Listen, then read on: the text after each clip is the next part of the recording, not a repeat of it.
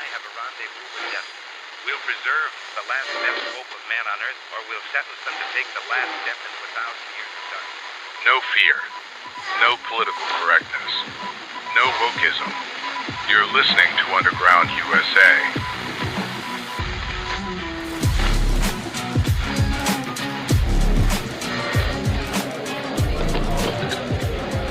The Affordable Care Act, Obamacare, was rammed through Congress in 2010 by a corrupt Marxist-Progressive Democrat machine that sneered at bipartisan input and bullied dissenters into silence. 15 years later, with premium hikes of 20 to 40% looming for 2026, the program's abstract failure is no longer theoretical. It's a daily torment for millions of Americans who were promised utopia and handed a bill. The only unambiguous winners are the health insurance cartels and Big Pharma, the very industries that ghostwrote the 2,700-page monstrosity in smoke-filled back rooms.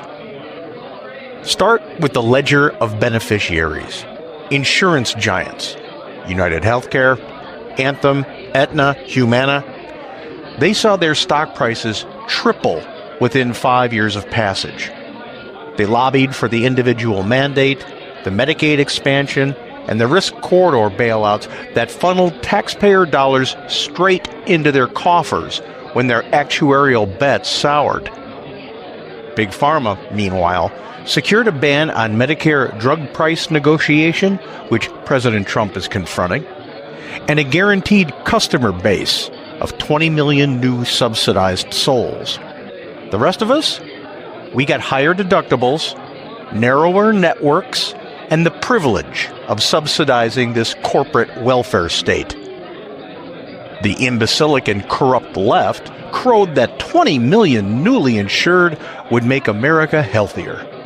Instead, it simply overcrowded every waiting room from Bangor to San Diego.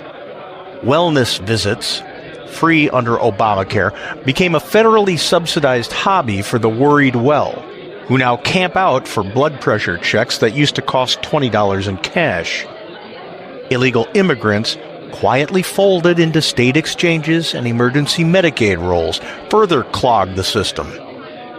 A 2023 Commonwealth Fund study admitted average wait times for new patient appointments have doubled since 2010. Rural hospitals shuttered 140 facilities in that same time span. More coverage, less care. Exactly the Soviet breadline outcome the central planners never admit. You remember the original sales pitch? It was based on two bald-faced lies. Premiums would fall by $2,500 per family, and if you like your doctor, you could keep your doctor. Both exploded on contact with reality. The average family premium has nearly tripled since 2013, from $5,800 to $16,400, according to the Kaiser Family Foundation. Deductibles now routinely exceed $8,000. That's money patients spend before the insurance kick in, rendering the policy a catastrophic coupon at best. Networks shrank as insurers fled unprofitable markets. The promise of keeping your doctor morphed into keeping whichever overworked stranger is on call at the in-network clinic, if you can get an appointment before next year. Contrast this with the pre-Obamacare world, when nonprofit organizations like Blue Cross and Blue Shield plans dominated. These mutual organizations sold straightforward hospitalization insurance. You paid a modest premium, and if lightning struck, the hospital bill was covered.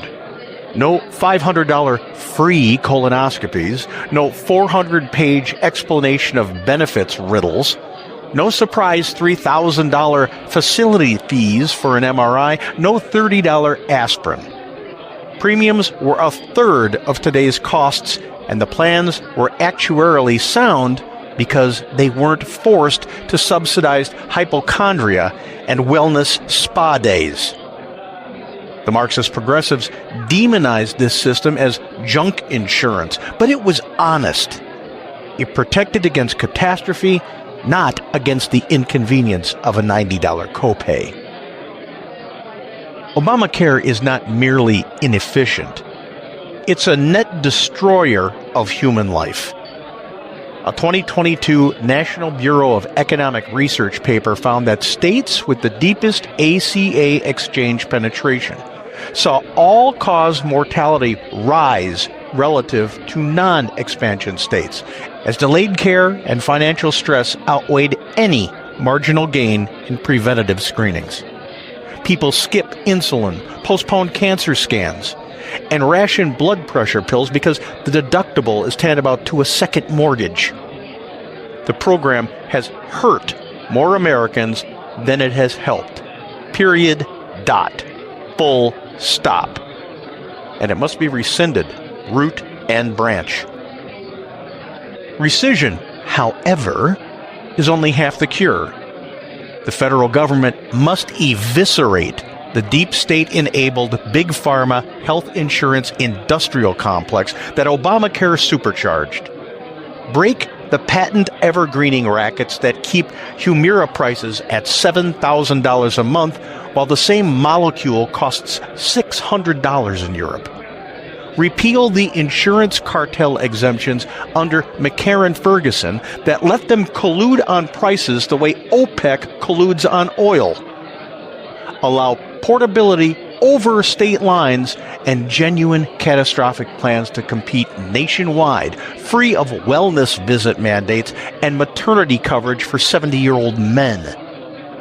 Let doctors sell cash-based primary care without the 35% overhead of billing a labyrinthine ACA plan. Fracture the monopolies and watch prices plummet the way LASIK and cosmetic surgery prices have, because those markets were never hijacked by this collusion.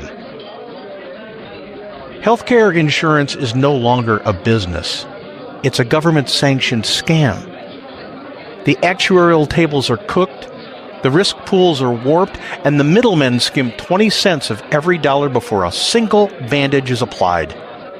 People are dying, quietly, bankrupt, and alone, because the Marxist-Progressive fantasy of universal coverage ignored the immutable law that you cannot subsidize everything for everyone without bankrupting someone.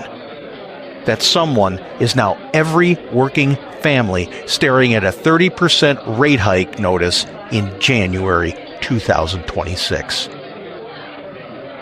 Obamacare was sold as compassion. It delivered corporate socialism for the connected and austerity for the rest of us. Tear it down, scatter its architects, and let 1,000 competitive experiments bloom. The free market works. Only then will America's healthcare sector serve patients instead of parasites. When we come back, our segment on America's Third Watch, broadcast nationally from our flagship station WGUL AM 860 and FM 93.7 in Tampa, Florida.